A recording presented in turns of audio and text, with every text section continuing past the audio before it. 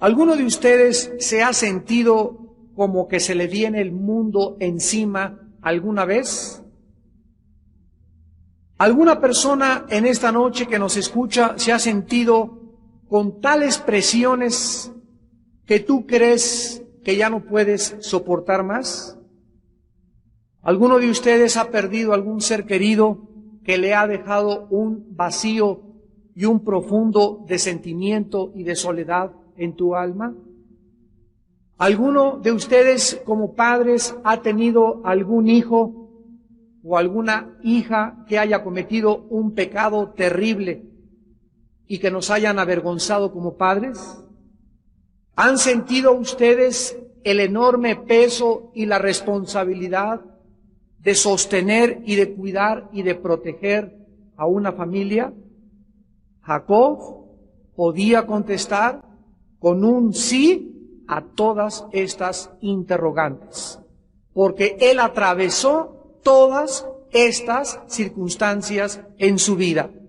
Y este pasaje que vamos en esta noche a estudiar nos va a enseñar cómo enfrentar cualquier situación en la vida, para que cuando sientas que ya no puedes cargar con esa mochila y con ese peso en tu vida, para que cuando creas que algún hijo cometió un pecado terrible en tu casa y te hizo avergonzar, y cuando perdiste algún ser querido, no importa cuántas pruebas podamos enfrentar en la vida o qué terrible puedan ser las pruebas, existe un camino para vencer. Hay una salida y hay una forma de conquistar nuestros problemas y nuestras pruebas. Y en esta noche Dios nos va a dar el secreto. En los versículos del 16 al 21, para comenzar, encontramos que se muere la amada, esposa, amiga, amante y compañera de Jacob. Después partieron de Betel y había aún como media legua de tierra para llegar a Efrata, cuando dio a luz Raquel, y hubo trabajo en su parto. Y aconteció, como había trabajo en su parto, que le dijo la partera: no temas, que también tendrás este hijo. Y aconteció que al salírsele el alma, pues murió, llamó su nombre Benoni, que significa hijo de mi tristeza. Mas su padre lo llamó Benjamín, que significa hijo de mi mano derecha. Así murió Raquel y fue sepultada en camino de Efrata, la cual es Belén. Y levantó Jacob un pilar sobre su sepultura. Esta es la señal de la sepultura de Raquel hasta hoy. Y salió Israel y plantó su tienda más allá de Migdal Edar. Dios acababa, como lo vimos en la última clase, de traer un avivamiento a la familia de Jacob, donde toda la familia se había genuinamente arrepentido de su idolatría, de sus malos caminos, y se habían vuelto con todo su corazón a Dios. Todo esto tomó lugar en Betel, que significa la casa de Dios. Y ahora Jacob estaba fortalecido espiritualmente, como nunca antes en su vida, para regresar con su padre Isaac y tomar la responsabilidad de 13 hijos, 12 hijos varoncitos y una niña, a la tierra prometida. Empacaron pues todas sus cosas y abandonaron Betel e iniciaron un viaje muy cansado hacia Hebrón, donde estaba esperándolo su padre Isaac. Pero en este viaje una crisis sucede en la familia de Jacob. Muere Raquel, su esposa, su amiga, su amante, su compañera de toda la vida. Raquel estaba embarazada de su segundo hijo y aparentemente el viaje fue muy pesado para ella. Los movimientos, nos imaginamos, del burro donde iba montada, ¿verdad?, o del caballo, eran excesivos y le adelantaron los dolores de su parto y el niño nació prematuramente. El niño nació bien y dice el versículo 18 que al salírsele el alma, o sea, cuando estaba agonizando Raquel, le alcanza a poner a su nombre Benoni. Vemos nosotros que este nombre, hijo de mi tristeza, nos habla que Raquel, a la hora de su muerte, había sufrido mucho. Había llevado cargas que no pudo liberarse y que de alguna manera amargaron su ánimo y su carácter.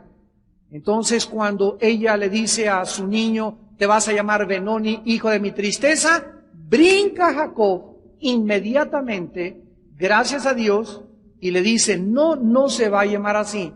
Al contrario, se va a llamar hijo de mi mano derecha, que significa, o que es el nombre de Benjamín. La palabra hijo de mi mano derecha, o la derecha, la diestra, en la Biblia significa un lugar de posición y de autoridad. Con este nombre, Jacob estaba confesando que su hijo no iba a ser causa de tristezas, sino que su hijo se iba a sentar en una posición de honor a su mano derecha. Nos damos cuenta en Romanos 11:1 que el apóstol Pablo desciende directamente de Benjamín. Así que gracias a que haya nacido Benjamín, que pudo el apóstol Pablo ser el gran león de Dios. Y creo que en esta noche podemos encontrar la primera verdad o el primer principio espiritual. Muchas veces en el matrimonio, la esposa ve la vida de una forma, de otra perspectiva, y el esposo la ve de otra. O puede ser al revés. Puede ser que él sea el pesimista y el negativo, y ella siempre la optimista y siempre echando porras. De cualquier manera que sea, nosotros tenemos que intervenir directamente en la vida de nuestros hijos. Si tu esposa le dice a tu hijo, eres un tonto, nunca vas a hacer nada, o es el esposo, no, de ninguna manera. Tú vas a ser inteligente, tú vas a triunfar en la vida, tú vas a salir adelante, y tenemos que estar continuamente haciendo a un lado, aplastando, cancelando las palabras negativas que se puedan escuchar en nuestro hogar contra cualquier miembro de nuestra familia.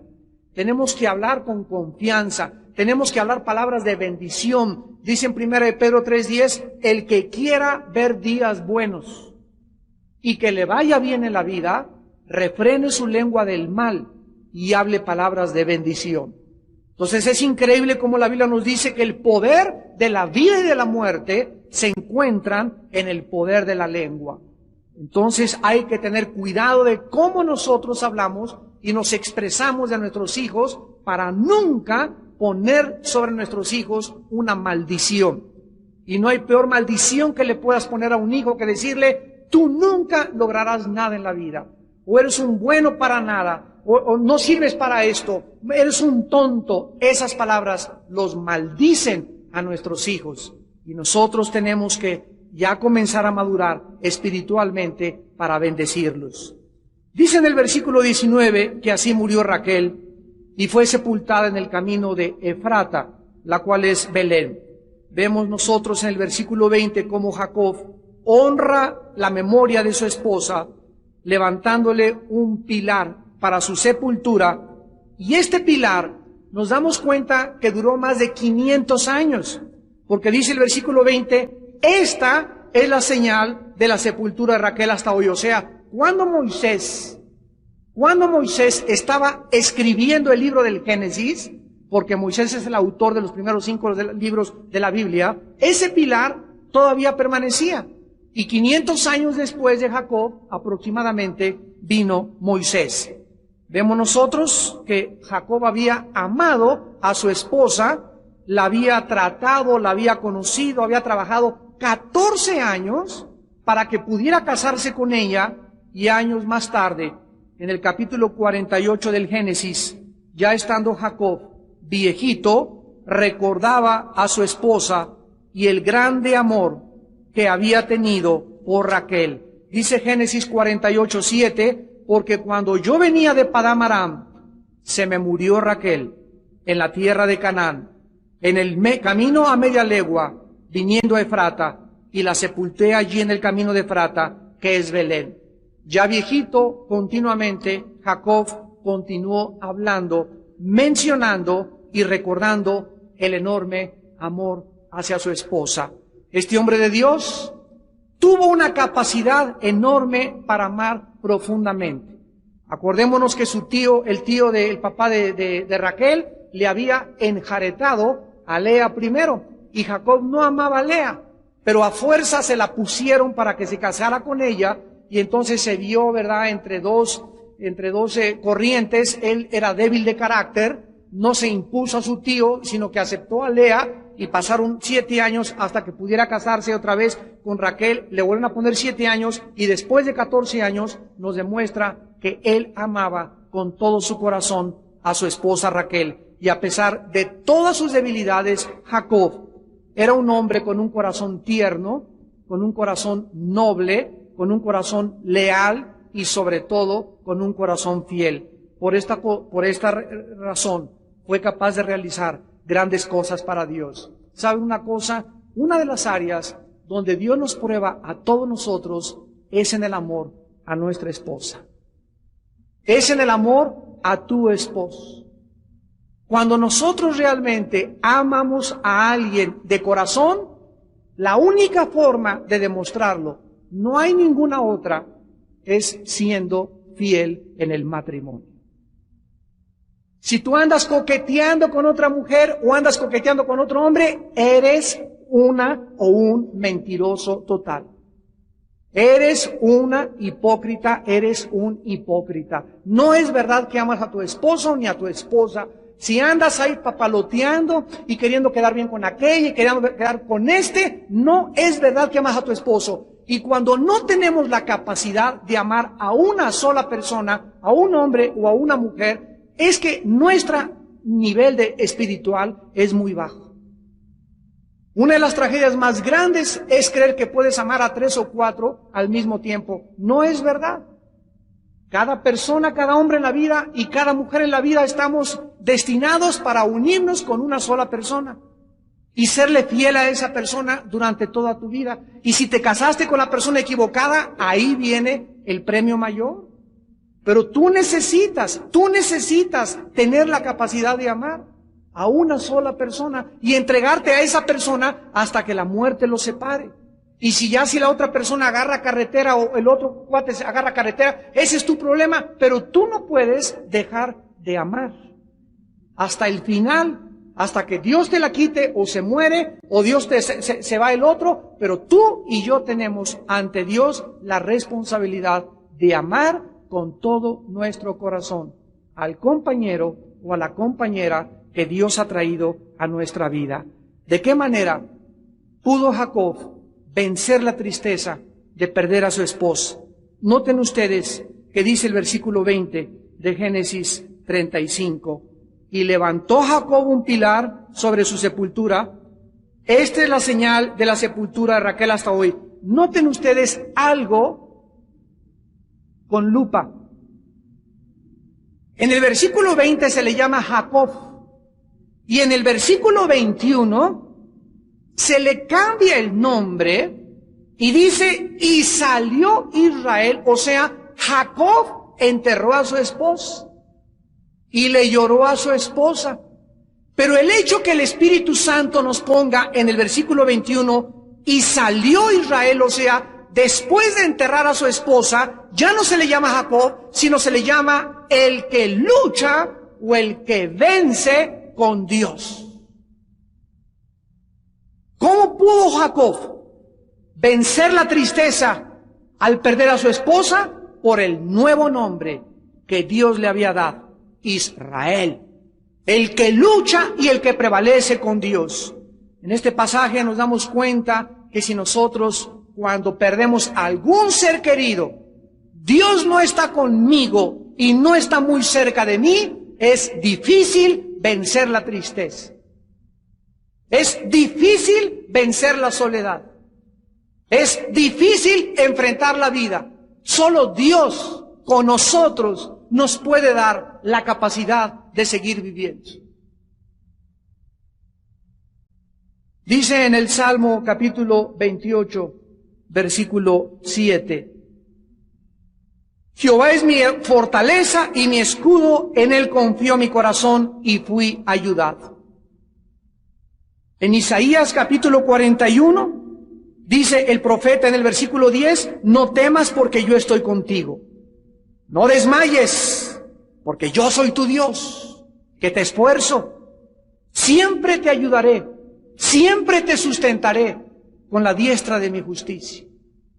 Qué maravilloso saber que cuando nos sintamos desfallecer, o nos sintamos caer, o el dolor nos agobie o nos embargue, ahí está Dios que nos recuerda, yo existo, soy vivo. Y soy un Dios que te levanto, que te esfuerzo, que te impulso, que te puedo volver a dar ánimo para seguir viviendo para mí. Yo soy tu Dios, que te esfuerzo, nunca te dejaré, nunca te desampararé. Solo así podemos nosotros vencer la tristeza y la soledad de la pérdida de nuestros seres queridos. Regresamos a Génesis 35 y en el versículo 22, Jacob enfrenta la segunda prueba. Noten que le cayó, como dicen vulgarmente en México, le llovió el chahuistle. De repente se le muere primero, acuérdense ustedes, violan a su hija, Dina. Dios, a través de la violación de su hija, lo orilla a que se regrese y se consagre con él. Y gracias a que Jacob y su familia tienen este avivamiento, vemos como en el camino pierde a su esposa, pero pierde a su esposa cuando él está cerca de Dios. Cuando él está ya fortalecido, cuando ya vemos que ya no titubea, y como por si fuera poco, en el versículo 22, uno de sus hijos, el primogénito Rubén, miren ustedes lo que hace. Aconteció que cuando moraba Israel en aquella tierra, fue Rubén y durmió con Bila, la concubina de su padre, lo cual llegó a saber Israel. Ahora bien, los hijos de Israel fueron 12. Rubén era el mayor de los hijos de Jacob, el primogénito, y ahora cometía un terrible pecado en contra de su propio padre.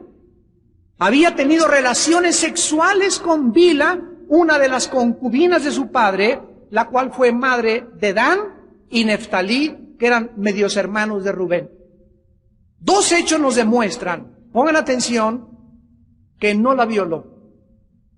Dos hechos nos demuestran que esto no fue un acto de violación, sino que también ella consintió en este pecado. Número uno, Bila era mucho más grande que Rubén, por lo que tenía la madurez suficiente para saber lo que estaba haciendo y para haber detenido a este muchacho. Y es increíble cómo la Biblia nos pone desde el principio el intento satánico de mujeres mayores casándose con hombres mucho más jóvenes que ellas. Este no es el plan de Dios. Dios creó primero a Adán y después le trajo a Eva. El plan de Dios es que el hombre sea, generalmente hablando, mayor que la mujer. Está bien que estén de la misma edad o que ella le puede llevar 1, 2, 3 años, pero cuando una mujer ya le lleva a un hombre 8, 10, 15 años de edad, ya ella no busca un esposo, busca un bebé. Está buscando a alguien a quien darle la mamila. Y él no está buscando una esposa, está buscando una madre. Cuando un muchacho se casa con una señora mucho más grande que él no es cierto. Cuando tú llegas a los 40 y él tenga 35, 30, te va a abandonar, te va a dejar. Entiende eso. Él está buscando una mamá. Y tú fuiste su mamá por algún tiempo, y todos los muchachos y todos los hombres tenemos la capacidad, cuando no fuimos amados, cuando éramos chicos o adolescentes, de buscar una mujer en quien identificarnos. Y cuando esa mujer es alguien mayor, no es una esposa la que buscas, sino es una mamá que te cuide, que te consuele y te dé tu lechita. Pero no es sano, no es saludable, no es de Dios. Ella era mayor que Rubén. Y ella era madura para haberlo detenido. Y en segundo lugar, si no hubiera estado de acuerdo ella en este acto de adulterio, se lo hubiera reportado a Jacob. Y las intenciones de su hijo hubieran sido reveladas y Jacob se hubiera enterado. Pero ella, chitón perrito, no dijo absolutamente nada. Esto nos muestra claramente que esta mujer, ¿verdad?, era una devora hombres. Y déjenme decirles, muchachos, cuídense de esto. No se imaginan, el mundo está lleno de mujeres que andan buscando chavitos. Y el mundo está lleno también de hombres que andan buscando también chavitos.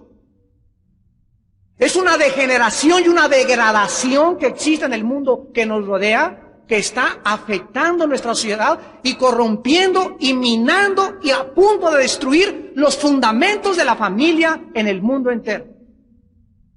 Porque ya no hay normas, ya cada quien se casa con el que quiera, a la hora que quiera, a la edad que quiera, ya no hay respeto de nada, lo único que importa es satisfacer los apetitos de la carne. Y cuando funcionamos de esa manera, estamos a punto de llegar a Sodoma y Gomorra otra vez en nuestra vida. No se dice aquí la clase de disciplina que Jacob le impuso a Rubén y a Bilha, pero podemos imaginarnos que Jacob estaba destrozado. Acaba de perder a su amada esposa y ahora el hijo mayor se mete con una de sus concubinas y la tristeza y la vergüenza comienzan a inundar el corazón del pobre Jacob. ¿Cómo podía ahora Jacob soportarlo? Notamos que otra vez, dice la Biblia, se vuelve a usar el nombre de Israel. Ahora los hijos de Israel fueron dos.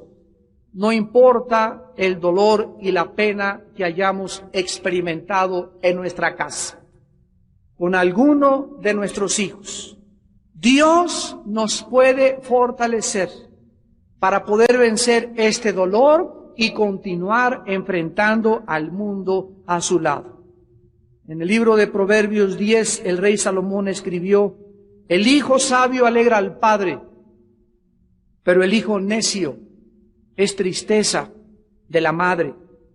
En Proverbios 28, versículo 24, dice la Biblia: el que roba a su padre o a su madre y dice que no es maldad, compañero es del hombre destruidor.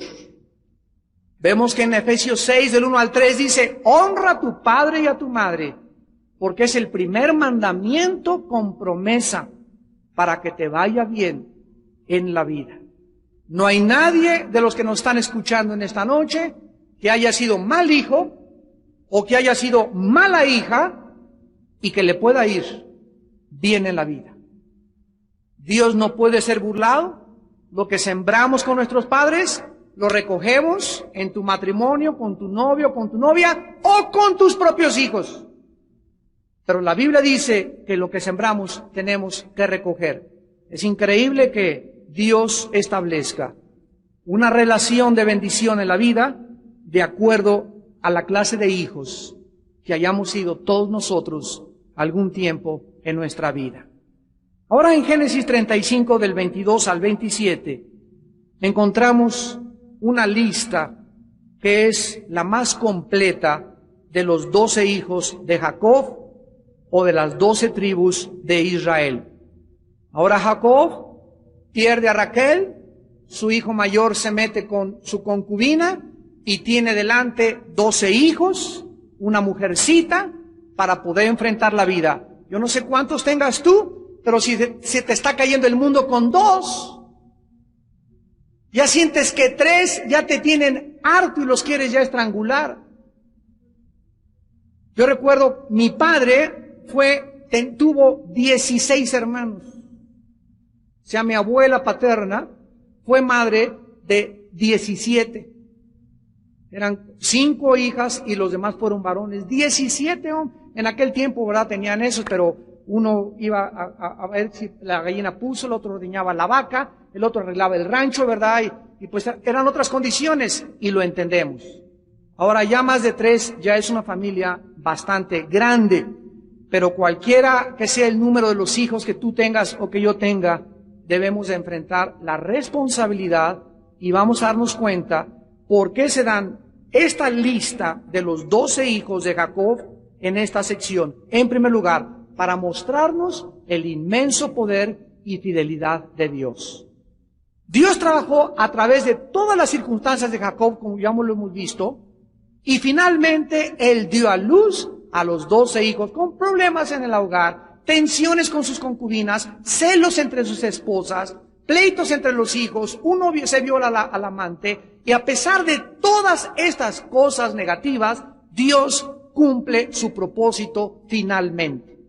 Dios llama a Jacob para recibir sus promesas, y el pacto que había hecho con Abraham era fiel en la vida de Jacob. Y en segundo lugar, para mostrarnos la fidelidad de Jacob a Dios. Jacob amó a Dios contra viento y marea. A pesar de sus pecados de bigamia, favoritismo con sus hijos, engaños, mentiras, cobardías y robos, Jacob buscaba a Dios. Luchó con Dios y prevaleció. Se arrepintió de sus pecados y nunca volvió a cometer los pecados que Dios le perdonó antes. Sería en esta fuerza que le había sostenido durante tanto tiempo que ahora podría enfrentar la responsabilidad de ser padre de 13 hijos.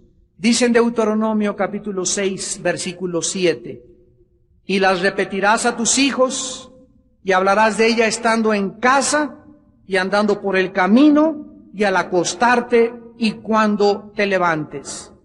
En Proverbios 22, versículo 6, la palabra de Dios dice, por labios del rey Salomón, respecto a la educación de los niños, instruye al niño en su camino, y aun cuando fuere viejo, no se apartará de él.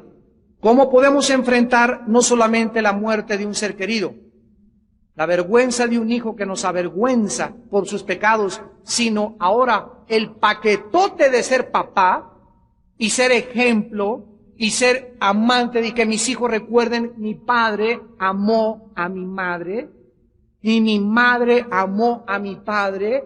¿Cómo podemos enfrentar esta responsabilidad?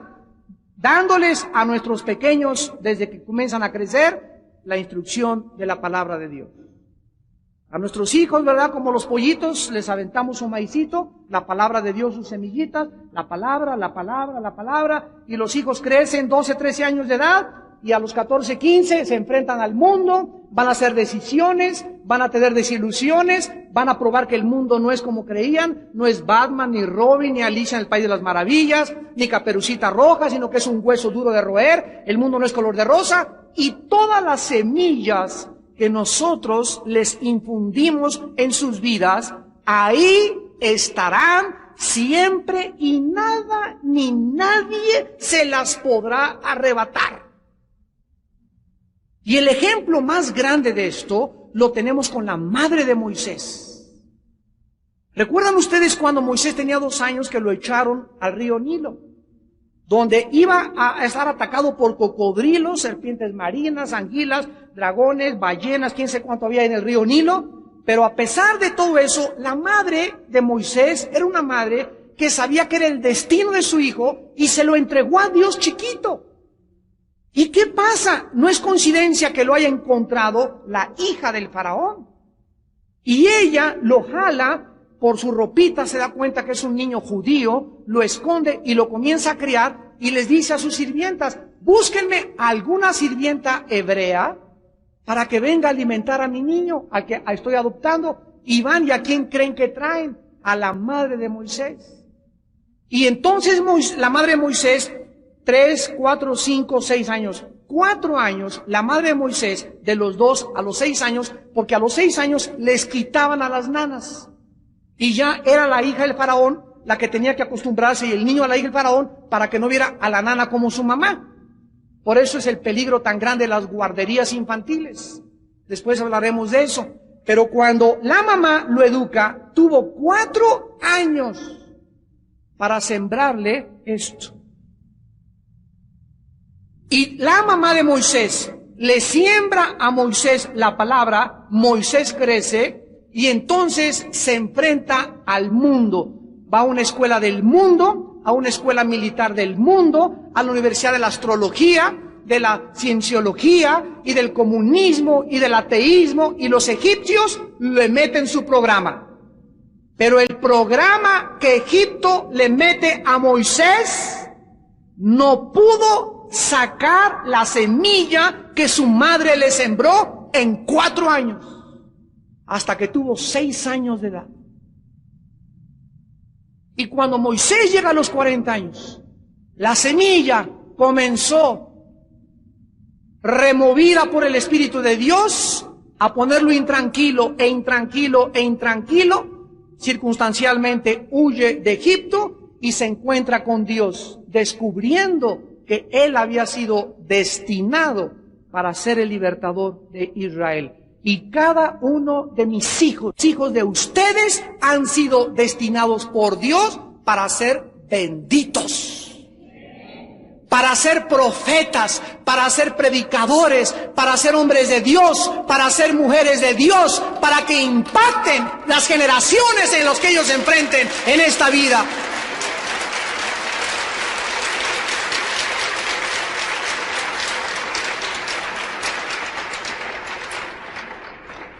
En Génesis 35, 28 al 29, vemos la muerte ahora de Isaac, el padre de Jacob. Y fueron los días de Isaac 180 años. Y exhaló Isaac el espíritu y murió. Y fue recogido a su pueblo, viejo y lleno de días. Y lo sepultaron Esaú y Jacob sus hijos. Quiero, antes de abordar la muerte de Isaac y terminar con ella, que comparen el versículo 18 con el versículo 29. En el versículo 18, al morirse Raquel, el Espíritu Santo dice que se le salió algo de su cuerpo, y la palabra que se usa aquí es alma. Por favor, escríbanla, en el hebreo es nepesh, o nepej, como se pronuncia. Se escribe nepesh. Es la palabra para alma en el hebreo. Y en el versículo 29 dice que se le salió el ruach. Se escribe ruach, el espíritu. Esto nos demuestra que el espíritu y el alma son dos cosas enteramente diferentes.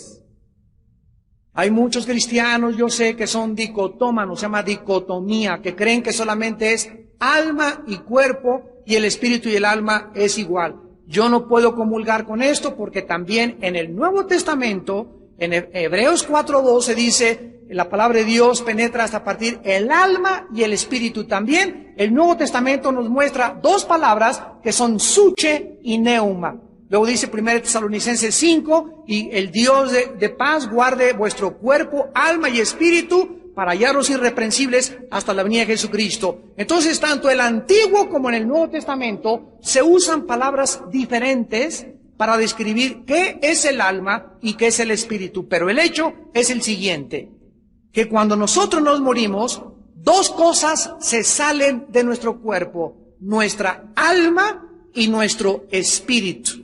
El cuerpo es reducido, duerme, se deshace, se convierte al polvo de donde salimos, pero el alma y el espíritu salen y el alma es nuestro yo. El alma es nuestro ego, el alma es nuestra personalidad. El alma es el asiento de las emociones, los sentimientos, el intelecto y la voluntad. Apúntalo. El alma es el asiento de los sentimientos, las emociones, el intelecto y la voluntad. Y el espíritu es la parte incorpórea, inodora, inmaterial, a través de la cual conocemos, servimos, amamos y conocemos a Dios. Porque Dios, dice Juan 4:24, es espíritu, y los que le adoran, los que le quieren servir, los que quieren conocerlo, tiene que ser en su naturaleza, en la naturaleza espiritual. Si yo no tengo el Espíritu de Dios en mi espíritu, no puedo conocer a Dios a través de mi investigación científica. Yo puedo ser una gran mente científica, un gran astrofísico, físico matemático, doctorado en filosofía y letras, y emprendo la investigación de la Biblia. Tú puedes venir a la Biblia, amigo que me escuchas, científico que me escuchas, si no tienes el Espíritu de Dios, tú no podrás, con tu razón, tu inteligencia, tus proposiciones o presuposiciones filosóficas, conocer nunca a Dios, porque para conocer a Dios necesitas que el Espíritu de Dios entre a tu espíritu y sea tu espíritu el que toque y haga contacto con Dios, porque Él es espíritu. Dice en 1 Corintios 2, del 10 al 14, ¿Quién de los hombres conoce las cosas del Espíritu, sino el Espíritu del hombre que mora dentro de él? Así tampoco nadie conoció a Dios, sino el Espíritu de Dios, porque el Espíritu de Dios es el que escudriña todo lo que es de Dios. El Espíritu Santo conoce a Dios, Él viene a mi espíritu y me informa, me vivifica a mi espíritu. Mi espíritu le pasa la información a mi alma, a mi mente, a mis sentimientos, a mis emociones. Y es el Espíritu el que está cambiando dentro de mí mi carácter. Porque antes de que yo fuera cristiano, estaba yo lastimado, y tú también, en nuestras emociones, nuestros sentimientos, nuestra voluntad. Teníamos un programa duro, un disquete que nos habían metido equivocadamente. Ahora viene el Espíritu Santo y comienza a desechar toda esa información que el mundo me puso y a comunicarme y a poder infundirme la información de Dios para transformar mi mente. Romanos 12:2, renuévense en su mente. Y cuando mi mente comienza a cambiar, y esta tatema, ¿verdad? Comienza esta calabaza a recibir la información de Dios, comienzo a ver la vida diferente, comienzo a tener una seguridad que no tenía, comienzo a tener una esperanza para vivir, comienzo a confiar totalmente, aunque el mundo se mueva y haya terremotos y caiga el dólar y caiga el euro y caiga todo, mi confianza y mi fundamento está en Jehová de los ejércitos. Y esto es el poder que la palabra de Dios tiene en nuestro espíritu.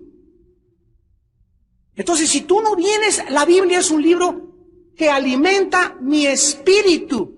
Mi alma se alimenta, yo consulto libros de filosofía y las enciclopedias y la información de las revistas del mundo, y es conocimiento lo que nos alimenta al alma. Pero el espíritu no tiene más que un solo alimento, es la Biblia. Desead como niños recién nacidos, 1 Pedro 2:2, la leche espiritual no adulterada, para que por ella crezcáis. Si algo te hace crecer, si algo te hace madurar, si algo te hace tener seguridad, si hace algo tener esperanza, es tu contacto diario con este libro. Diario. De día y de noche. De día y de noche. Josué, medita en este libro de la ley. Josué, si tú haces eso, Josué 1:8 y 9, si tú haces eso, Canaán es tuya. Las ciudades van a caer por mi poder. Yo lucharé por ti. No habrá nadie que se enfrente durante tu vida, porque lo único que me interesa es que ustedes me conozcan, dice el Señor. Cuando nos muramos, todo lo que aprendimos de física, química, matemáticas, filosofía y letras, bla, bla, bla, bla, bla, bla, no nos servirá en la otra vida. Nos sirve para abrirnos paso aquí, para adquirir prominencia, premio Nobel de literatura. Pues qué bueno, gracias a Dios. Te mueres, lo vamos a ver la próxima clase. Las generaciones de Esaú, vamos a ver el capítulo 36 de Génesis, la clase que entra. Las generaciones de Esaú no se vuelven a mencionar históricamente más que por 2 generaciones. Porque Esaú escogió vivir carnalmente. Cuando tú escoges vivir de acuerdo al mundo y quieres la prominencia del mundo y el aplauso del mundo y que el mundo te reconozca, dice Dios, que te reconozcan. Pero sabes una cosa, la gloria del mundo es como la hierba. Crece y florece y fui presidente de la República y por aquí y por allá, 2, 3 generaciones se olvidan de ti. Algunos arqueólogos te podrán descubrir entre los próximos 100 años. Pero cuando venga todo absolutamente y sea transformado y sea quemado, dice la Biblia en Isaías 55, la memoria de los impíos perecerá para siempre, pero los mansos heredarán la tierra. Cuando estemos en esta tierra, que ya son años, yo creo, ya los que nos faltan para estar en el milenio con Dios, nadie se va a acordar de Pancho López, ni de Pancho Villa, ni de Hitler, ni de Hussein, ni del presidente fulano de tal, ni del rey fulano de tal de España, ni del príncipe quién sé qué, cacachucho, ampachuchuchuchu. Y nada se va a poder informar, todo será sepultado en el olvido. Los únicos que podremos permanecer serán aquellos que le entregaron el señorío de sus vidas al Hijo de Dios. Y cuando tú entiendes esto, santo que tú me estás escuchando, ¿sabes una cosa? Ya lo que el mundo te ofrece, ¿verdad? Ya no tiene sabor. ¿Qué te ofrezco? 150,000 pesos por darte un nombre. ¿Sabes qué? No me interesa la gloria. Véndeme esto y el otro y compromete con esto, con el otro y te ofrezco tanto. ¿Sabes qué? No me interesa.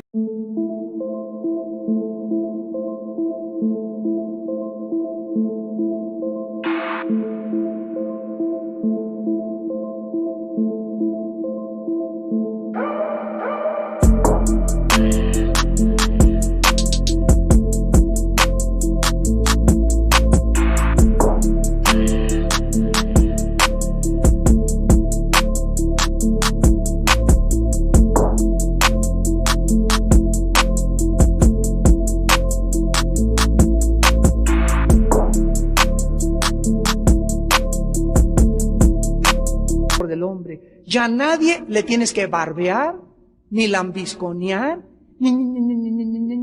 nada ya. Estás ante un presidente, estás ante un gobernante, estás ante un príncipe de Inglaterra o lo que sea, ya nadie te apantalla, ya nadie te amedrenta, todos son hombres, y dice la Biblia, hay de aquel que pone su confianza en el hombre, dejaos del hombre, Isaías 2:22, cuyo aliento está en su nariz, vana es la ayuda del hombre, y comienzas a buscar a salirte de este planeta espiritualmente y a poner tus ojos, tu confianza en aquel que hizo los cielos y la tierra. Y tenemos muy pocos años para poner a prueba y vivir así como Dios quiere que vivamos. Muy pocos años. 15, 20, 30 años, no sé cuánto te queden de vida, ni a mí tampoco. Pero yo sé que cada día que pasa es un día que pierdo si no lo entrego cada día más y más a mi Señor. Isaac muere.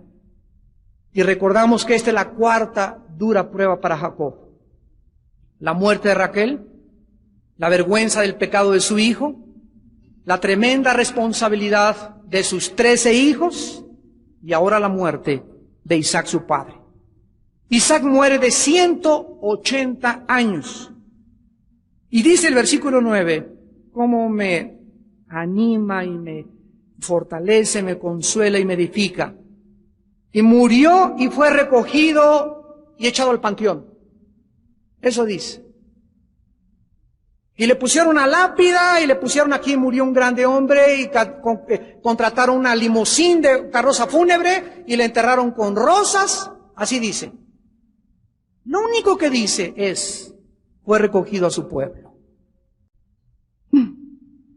Fue recogido a su pueblo. La Biblia, al describir la muerte de los hombres y las mujeres de Dios, quiere que nosotros, al leer estas palabras, lo sepamos. Isaac no murió, como le dijo Dios, Cristo, a las hermanas de Lázaro. Lázaro no está muerto, está dormido. Cuando nosotros morimos, seguimos viviendo. La muerte es honrada, Dios, agradables a los ojos de Jehová. Salmo 116, la muerte de sus santos. Para nosotros el morir es entrar por primera vez al descanso eterno cuando ya no volveremos nunca a llorar. No volveremos nunca a sufrir. No volveremos nunca a tener que pagar la renta.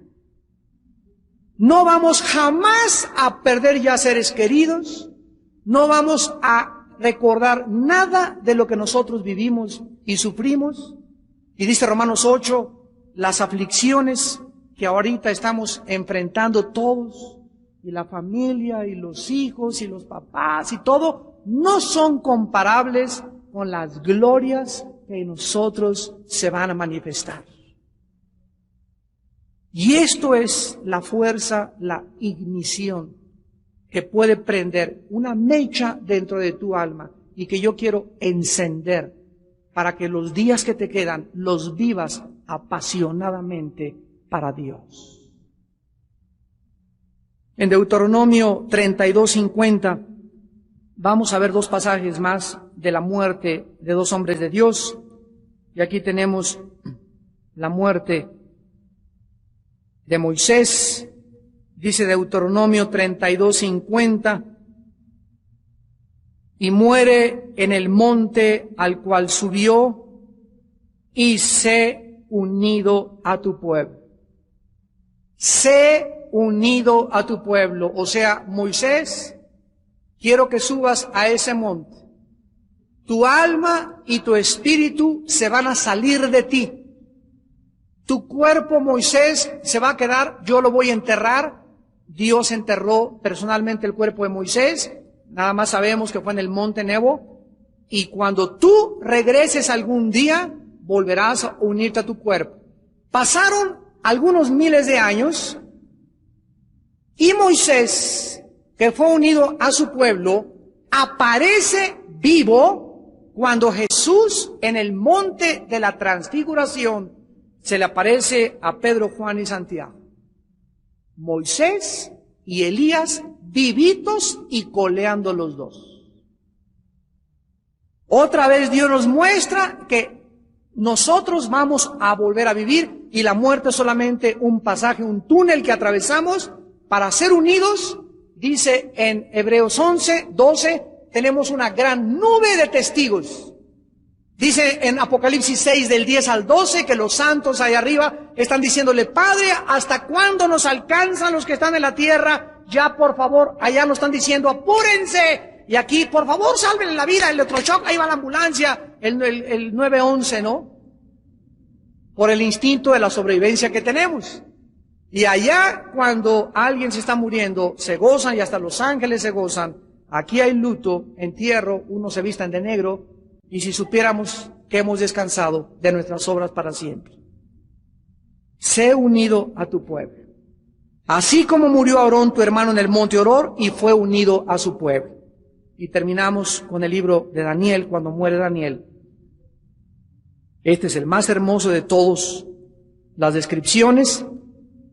Dice Daniel 12, versículo 13. El último versículo del libro de Daniel. Y le dice el ángel a Daniel, y tú irás hasta el fin. ¿Hasta el fin de qué? Pongan atención. Todos tenemos un principio y todos tenemos un final. Escuchen, no todos los que me están escuchando van a llegar al fin. La Biblia enseña en el Nuevo Testamento que muchos cristianos Dios se los tiene que llevar antes de tiempo a casa por el mal testimonio que están dando al mundo. 1 Corintios 11, 30 al 33, 1 Corintios 5, del 1 al 5, Santiago 5, los últimos dos versículos. En estos pasajes dice la Biblia, y muchos de los corintios, al tomar la cena del Señor, como no querían arrepentirse, y la tomaban mecánica y religiosamente, durmieron y otros se enfermaron. Dios se lleva a casa muchas veces a muchos de sus hijos y no llegan al fin. Dios quiere que todos lleguemos al fin de nuestra vida. Que Dios no tenga que intervenir cuando tengas 50, 40, 30 años antes de tiempo, porque no has querido entender que traes una misión, que tenemos todos una misión en esta vida. Si tú crees que veniste a esta vida para ser campeón de los 400 metros, para ser artista de cine, para salir y ser famoso en Big Brother, para ser artista de cine, para tener una cara bonita, para tener un cuerpo bonito, para hacer un título, te equivocas. Dice Jeremías 9, 32 al 33, no se alabe el valiente en su valentía, el rico en sus riquezas, ni el sabio en su sabiduría. Mas alabes en esto el que se hubiere de alabar, en conocerme y entenderme que yo soy Dios. Entonces, todo está bien que seas deportista, está bien que seas médico, está bien, todo está bien, pero que no sea tu prioridad en la vida. Nuestra prioridad es conocer a Dios. Es lo único que nos vamos a llevar. Y si tú en tu vida es Dios tu prioridad, es Dios tu prioridad en tu negocio, es Dios tu prioridad en tu familia, es Dios tu prioridad en el altar que tienes en tu corazón, vas a llegar al fin de tu vida. Y cuando mueras, será el día que Dios quiere que tú murieras. Daniel llegó al fin de su vida. Y dice en segundo, y reposarás. Inmediatamente después de la muerte, reposo, tranquilidad absoluta, ni una hamaca en Cancún se compara con el reposo y la tranquilidad que tendremos. Y te levantarás para recibir tu herencia al fin de los días. Morimos, somos unidos con todos nuestros parientes, amigos, familiares, hijos, tíos, cristianos que se unieron y que están esperándonos en el cielo, y ahí estaremos aguardando hasta que se acabe aquí abajo en el mundo el final y la tercera guerra mundial. Y entonces seremos levantados, la resurrección de entre los muertos, nuestra alma y nuestro espíritu que están en el cielo se unirán en el cielo, en el aire, primera de Tesalonicenses 4, 16 y 17, con nuestro cuerpo, y entonces ahí ya tendremos un cuerpo glorificado, y así viviremos para el final. Y de ahí iremos a un tribunal, a un grande juicio, donde no seremos juzgados por la salvación, porque la salvación no la podemos perder. Seremos juzgados conforme a nuestras obras, 2 Corintios 5:10.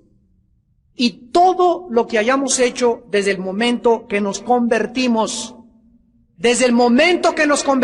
hasta nuestra muerte, recibiremos recompensas. Y te levantarás para recibir tu herencia al fin de los días. ¿Cómo enfrentamos la pérdida de nuestros seres queridos? ¿Cómo enfrentamos la vergüenza de nuestros hijos que nos han avergonzado? ¿Cómo podemos enfrentar las responsabilidades tan grandes que, repito, sientes como que se te viene el techo encima y se te va a venir encima si no dejas que Dios lo sostenga en tu lugar? La única forma de hacerlo es volviéndonos a Dios en esta noche con todo nuestro corazón, con toda nuestra mente y con todas nuestras fuerzas, y continuar viviendo para la misión que tenemos. Vayan al mundo entero y den testimonio, prediquen el Evangelio, hagan discípulos a todas las naciones. He aquí yo estoy con ustedes todos los días hasta el fin del mundo. Dice Juan 14, creer en Dios, crean también en mí, dijo Jesús. No se turbe tu corazón, no estés afanado por nada, no te estreses. En la casa de mi Padre hay muchas moradas.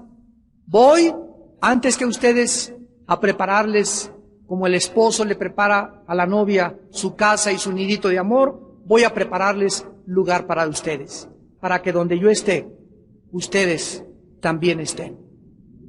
En la segunda carta a los Corintios, el apóstol Pablo, hablando de su muerte, dice, porque sabemos que si nuestra morada terrestre, este tabernáculo, o sea, nuestro cuerpo, se deshiciere, tenemos de Dios un edificio, una casa no hecha de manos, eterna en los cielos. Y el autor de los Hebreos, en el capítulo 11, versículo 10, dice que Abraham esperaba la ciudad que tiene fundamentos, cuyo arquitecto y constructor es Dios. Conforme a la fe murieron todos estos, sin haber recibido lo prometido, sino mirándolo de lejos y creyéndolo y saludándolo, y confesando que eran extranjeros y peregrinos sobre la tierra. Porque los que esto dicen claramente dan a entender que buscan una patria, pues si hubiesen estado pensando en aquella de donde salieron, ciertamente tenían tiempo de volver. ¿Puedes tú, al igual que los hombres de Dios, en esta noche decir lo mismo? Si tú puedes mirar de lejos estas promesas, esta fe, la fe es la certeza de lo que se espera. La fe está relacionada con el futuro y con lo invisible. Si tú te mantienes mirando, no lo que se ve, no el mundo que cada vez es Sodoma y Gomorra, no el mundo que cada vez no hay fundamentos, no el mundo que cada vez se degrada, sino tus ojos los tienes en Cristo, entonces vas a ser sostenido. Una fuerza invisible te va a elevar sobre este mundo, sobre el basurero que nos rodea, sobre los lobos que nos quieren morder todos los días, y Dios te protegerá, Dios será tu escudo, Dios te dará su salvación y te dará paz hasta el día de tu muerte. Y los que ustedes mueran serán reunidos con su pueblo. Descansarán, hermanos, y algún día todos nos levantaremos, y en aquel día nadie nos podrá quitar nuestro gozo. Oremos.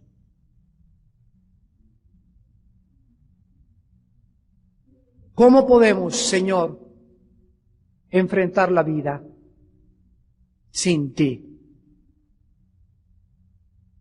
¿Cómo podríamos creer que podemos vivir, ser padres, hijos o profesionistas sin ti?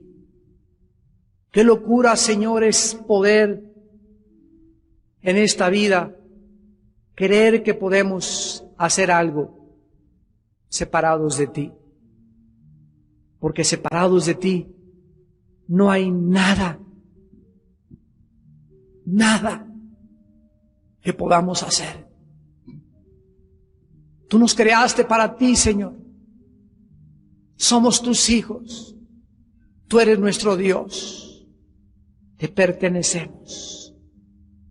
Oh Dios nuestro, Dios de nuestros padres, que a través de las Escrituras nos has dejado esperanza y consuelo, porque tú moras en la altura, en la santidad, y con los quebrantados y humildes de corazón, para vivificarlos, para hacerlos vivir. Cuando nuestra alma está batida hasta el polvo, cuando sientas que el mundo cae sobre ti, cuando llegue esa crisis en tu vida donde creas que ya no puedes más, dice el Señor, vuélvete a mí,